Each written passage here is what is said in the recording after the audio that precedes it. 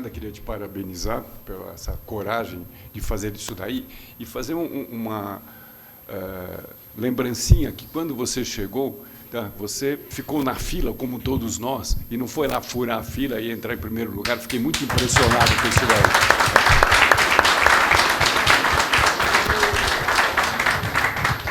Então, parabéns. Como empresário, e apesar do Agostinho ter falado que eu sou empresário do mercado financeiro, eu sou empresário de vários outros segmentos e vivo uma preocupação e uma tristeza brutal com toda a parafernália que existe contra os empresários.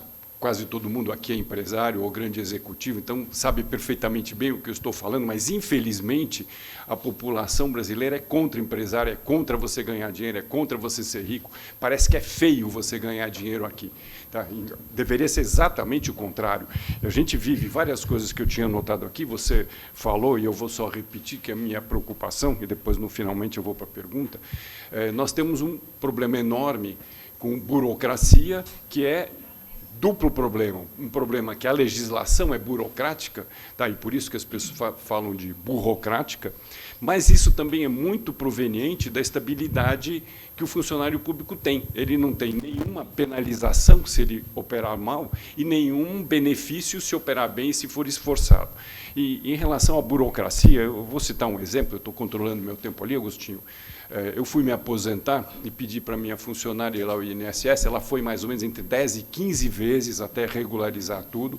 E daí, eu que moro na Vila Nova Conceição, me escolheram uma agência no Belém, porque eu tinha que ir ao banco, Banco do Brasil, a primeira vez, para receber o período entre o pedido e a aprovação, eu tinha que ir ao banco, no Belém.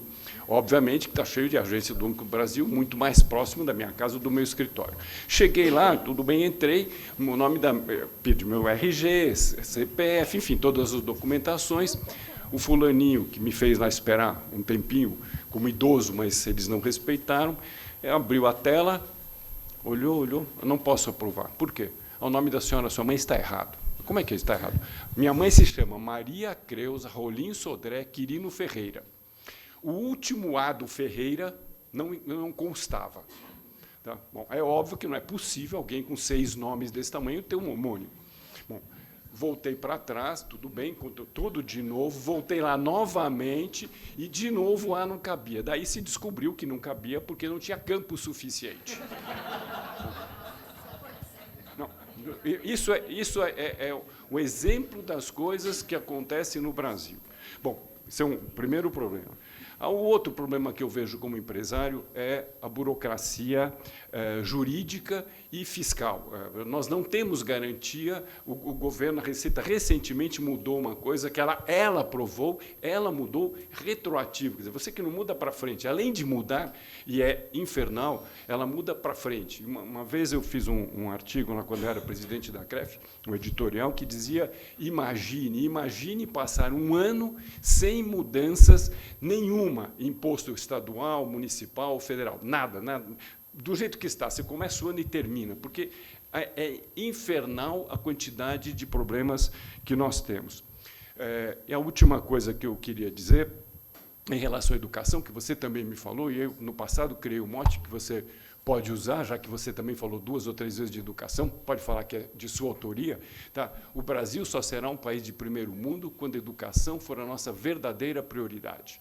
Tá? Nada vai se resolver enquanto nós não tivermos educação. Mas, enfim, posto meus 3 minutos, que eu estourei um pouquinho, eu vou para a pergunta, que não vou usar os 2 minutos, nós temos um déficit fiscal, na minha avaliação, nós estamos a caminho de um problema seríssimo, já estamos num problema seríssimo, as pessoas não dão valor para isso, não é possível você ter 120, 160, enfim, bilhões e bilhões de prejuízo de déficit fiscal anual, e tudo bem. Como é que você imagina resolver isso? E, supostamente, que você consiga fazer a reforma da Previdência ideal, o que todo mundo sabe que não é possível, mas vamos, por hipótese, que você consiga a dos sonhos. Ainda assim, não se resolve o déficit fiscal. Como você resolveria esse problema? Perfeito, Érico. Eu acho só, primeiro, fazer um comentário, essa questão que você colocou, e a gente, desde o início do Novo, a gente sempre falou até que era um projeto de longo prazo, porque tinha uma mudança cultural, que é essa história que no Brasil o sucesso é mal visto e as pessoas preferem a vitimização.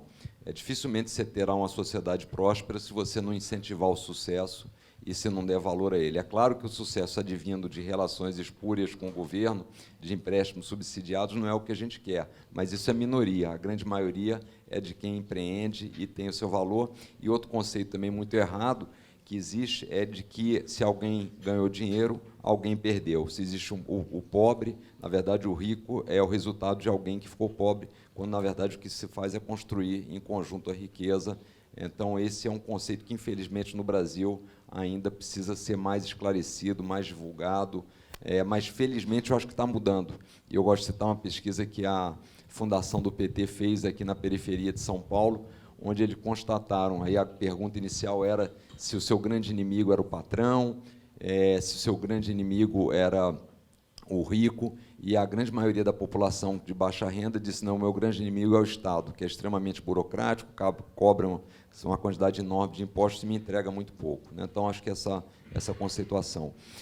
De novo, a gente tem que criar riqueza no Brasil. E isso passa por liberdade econômica. Enquanto o Brasil só fizer cair nos rankings de liberdade econômica, no último divulgado, ele está na posição 153, uma posição à frente do Afeganistão e depois da Serra Leoa. Não é possível, mesmo sem conhecer a Serra Leoa e o Afeganistão, a gente sabe que está muito mal acompanhado. Então, no Brasil é difícil abrir uma empresa, mais difícil fechar ainda, as regras tributárias são extremamente complexas, a burocracia, um mercado muito fechado, tudo isso precisa ser alterado. Né? Então, eu acredito que, na medida que você crie riqueza, você vai aumentar, consequentemente, a arrecadação. Quanto à questão do déficit, não tem jeito. A primeira coisa é a reforma da Previdência. A segunda, no nosso entender, seria também tirar a gestão de empresas estatais. É uma forma de você arrecadar, diminuir dívida pública, dar mais eficiência. Olha o que a Vale do Rio Doce passou a pagar de tributos depois que foi privatizada. Então, o ganho que se tem para a receita de arrecadação, para os consumidores, é enorme. E o terceiro é o país crescer. Essa dívida vai ser paga com o déficit vai ser reduzido com o país crescendo. Agora, para o país crescer, eu entendo que passa necessariamente, no primeiro momento, pode parecer paradoxal e antagônico, mas com a redução da carga tributária e com a simplificação. Quer dizer, no Brasil é muito difícil e não vale a pena empreender. E a gente precisa mudar isso. Não é à toa que você não consegue gerar riqueza, não consegue combater a pobreza efetivamente. Então, me parece que o caminho é por aí, quer dizer, equilibrar as contas. Tem muito custo a ser cortado, até como exemplo, eu gosto de citar o caso do Congresso, que custa 29 milhões de reais por dia, mais de 10 bilhões de reais por ano, com a quantidade de assessores. O Banco Mundial mostrou recentemente um estudo mostrando também que os funcionários públicos no nível federal ganham 67% a mais do que a mesma função no nível, na iniciativa privada. E quando você vai para o governo federais, esse valor é 30%. Se isso fosse trazido para um diferencial de 15% a mais, que é o que impera basicamente nas outras nações, isso significaria uma economia de mais de 60 bilhões de reais por ano. Então, tem muita coisa para ser mexida. O que você precisa ter é a possibilidade, primeiro, vontade de fazer isso, uma comunicação adequada para ter a população a seu favor e enfrentar as resistências de quem tem privilégio e benefício, que vai ser contra essas mexidas. Mas não tem muito jeito, o caminho é esse. E a realidade nos mostrará e nos obrigará a fazer isso. Quanto mais cedo a gente puder fazer, menos doloroso e menos sofrido será. Né? Ok. Quer falar mais alguma coisa?